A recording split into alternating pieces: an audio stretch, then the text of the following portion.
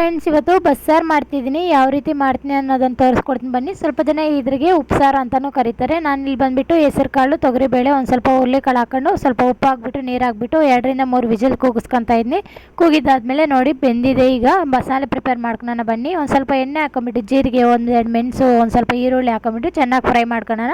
ಇದು ಫ್ರೈ ಆದಮೇಲೆ ಒಂದು ಸ್ವಲ್ಪ ಬೆಳ್ಳುಳ್ಳಿ, ಕೊತ್ತಂಬರಿ ಎಲ್ಲ ಹಾಕ್ಕೊಂಡು ಚೆನ್ನಾಗಿ ಫ್ರೈ ಮಾಡ್ಕೊಳ್ಳೋಣ. ಇದೆಲ್ಲ ಫ್ರೈ ಆಗ್ತಾ ಒಂದು ಸ್ವಲ್ಪ ಹುಣಸೆ ಹಣ್ಣು ಹಾಕ್ಕೊಂಬಿಡೋಣ.